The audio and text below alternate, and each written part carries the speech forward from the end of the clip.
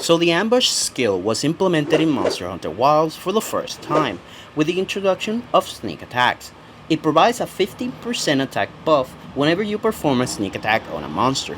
Downside is that it lasts 30 seconds, and sneak attacks have a 5-minute cooldown, making it a very underused skill. It gives a good reason not to use it above better attack buff skills like Counter Strike, but slap some poison weapon onto this build with skills like Foray and Weakness Exploit, and we up to ruin some monsters' lives. Well, hello there, hunters. In today's video, I have another Monster Hunter Wilds experience, and this one, it's a very different one. I wanted to feel like an assassin, but not only did I want to feel like an assassin, I wanted to feel like I was doing damage like one.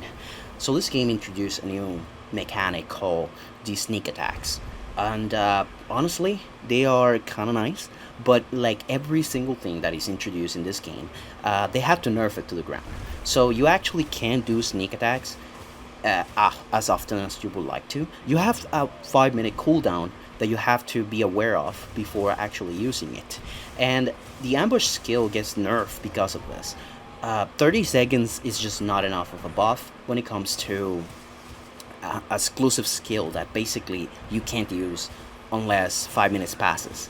But yeah, that just makes you turn creative into anything.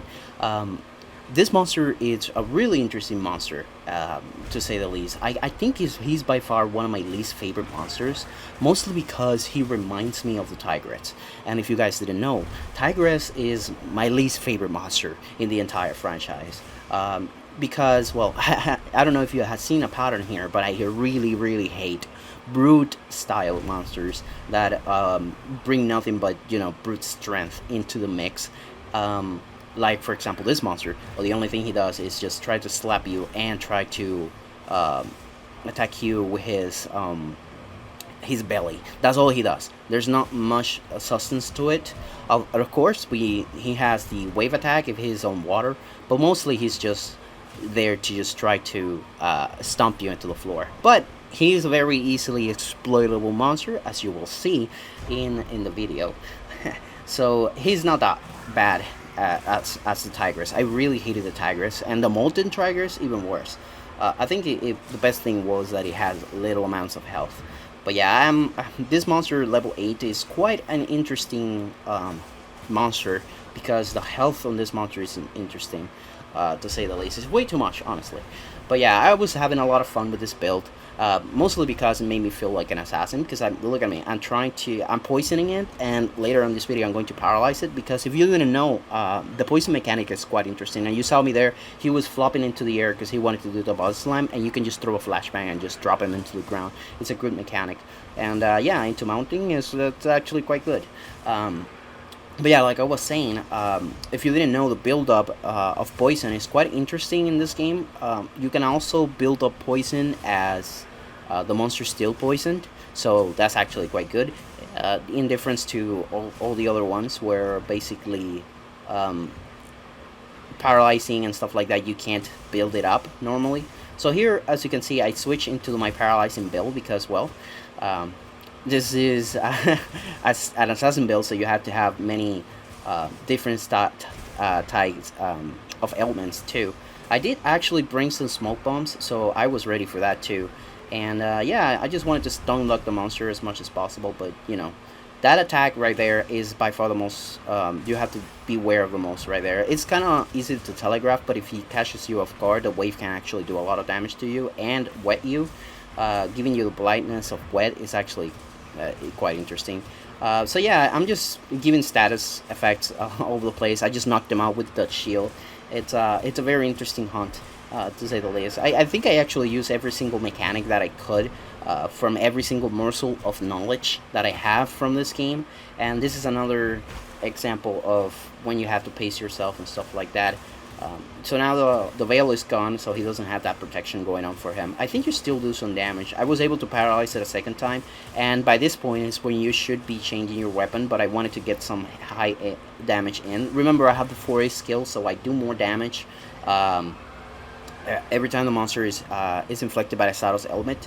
I actually like the poison more because you know, reasons. Once again, he tries to fly away, but he just gets destroyed by that attack. I completely whiffed that one.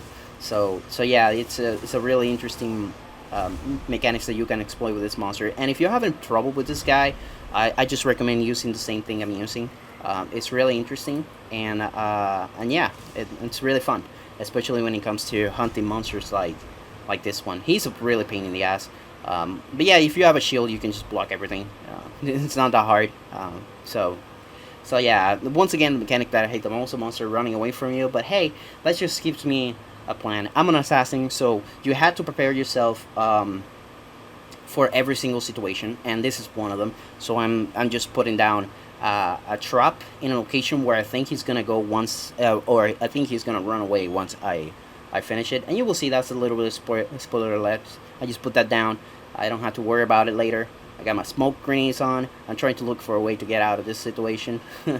I swear the path, they had to do something about it. They had to um, make the monster like your little cigarette actually recognize the roads easily. Because man, it's a pain in the ass when he just goes around trying to find a way to, find the path properly.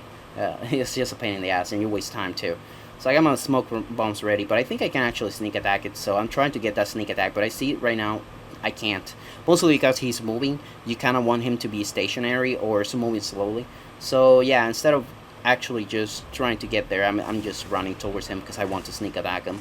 And there you go. I got 30 seconds on my ambush skill now. I'm doing extra damage. As you can see, 156. A critical hit is actually quite good. Because I do have the critical boost level 3 on, so every critical hit does more damage. Once again, he tries to fly away, and he's not going to be able to because I'm not going to allow him to. If you're playing with friends, always have somebody who's really good at throwing those flash grenades whenever you're fighting this monster, because it's just really awesome to do. So yeah, it's something that you should be aware of. So unfortunately here he has his veil on, so I'm doing less damage than I'm supposed to.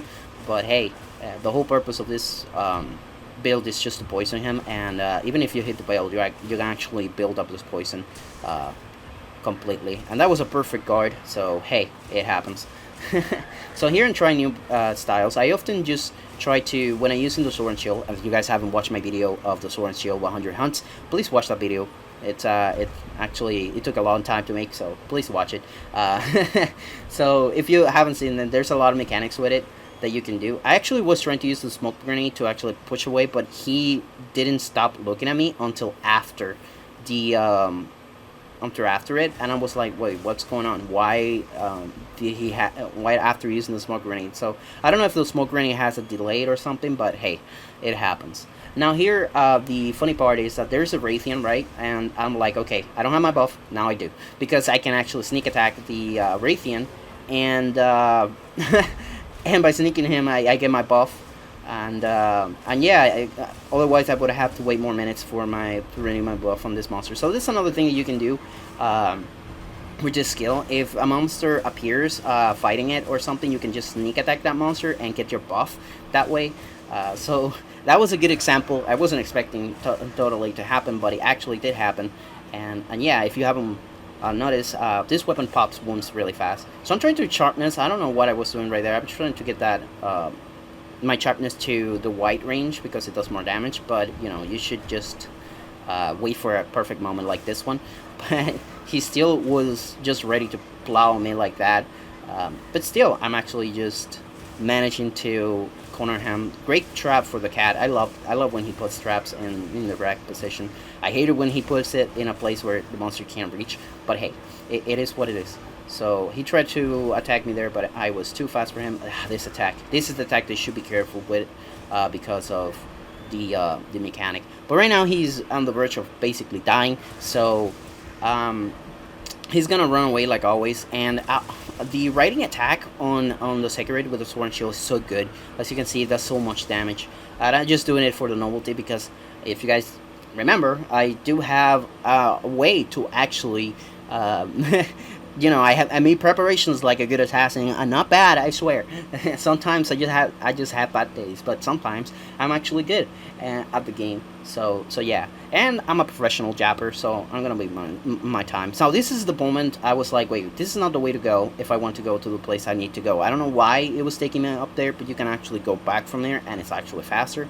So I'm taking this route more, and it's one of the instances where the Sekiret is kind of not good to use, because if you would have taken the other route, it would have taken you above and you had to drop down. Instead of this one, it just takes you right to the place you want to be. And of course, you guys know the drill. The monster is not gonna have a chance here. I'm just sharpening it for the novelty of it. You don't have to. I'm gonna capture it. It's just going to happen. But yeah, if you are true to the build of the assassin build, you actually need to know where the monster is gonna move next, where they're gonna rest. And I already knew he was gonna try to go upstairs the waterfall so that he can get into the water, but not today, potato. He gets trapped, and with that, we actually capture the monster, and that's the end of that. There's not much to it, but you guys know that I can't leave you guys without another video. So what better way to finish up the video by fighting 3 chickens? it's it's really funny. I was gonna say another word, but YouTube friendly right here, you can't say it. But yeah, this event actually is the event for the cat mask that you can get, which is really eerie. I think they do that on every single monster in the game, where they give you a palico head or something like that. But yeah, so this is a testament of how this build works. I fought a really strong monster, and now I'm fighting this. And you can see, if you haven't seen it, down there's the skull for the mask. This thing is already dead. Granted that it has less health, because, well, there's 3 monsters, and if there are more than 2 monsters, well, well, they have less health, and that thing just died really quickly. Now, he saw me, so I can't ambush him, so I just used smoke grenade, and I'm ready to ambush him, baby. So, but he saw me again, so it was for nothing, so I just decided to just keep attacking him. But nevertheless, he's gonna be fighting the other guy, and the other guy hasn't targeted me just yet. So I'm gonna sneak attack him whenever I get the chance. And there we go. That's a 30-second buff, 15% extra attack, so I'm gonna be doing lots and lots of damage for those past 30 seconds. And yeah, with poison, it's just, man, I really like poison. They gave us poison duration up in this game. I believe it's the first time they give it to us. If not, correct me in the comments. But it is just so good, especially because it lasts longer, and stuff like that. But they actually need to increase the tick. What I mean by tick damage is that it does 15 per tick. It should do 20, 25 if you have poison up or something like that. It should do more. You know what I mean? There should be a way to actually make monsters take more damage from the poison tick. I think that would give it a much needed buff, because, of course, why would you use poison when you can use paralysis and just stop the monster from moving altogether? But yeah, I don't know if you saw, I was using every single mechanic I could find. If you slide into the wall like you saw over there at that time, you can do that attack, and that attack is quite good. But it depends on what walls you can take. Some of them you can't climb them. So yeah, it's a really fun mechanic. It's a really fast fight. You can do this in like 2 minutes, 3 minutes, especially with this build, because it does a lot of damage, in case you didn't notice. So yeah, it's a really fun mechanic, and I just hope that more people can use it, and we can see some variety. If you guys have fun with this build, please let me know.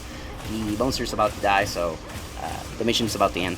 So anyway, I want to appreciate you if you watched this video so far, and if you're done, please subscribe and like the video, and comment below. It helps me out a ton. But yeah, that's the end of that video. Thank you guys for watching, and see you guys on the next one.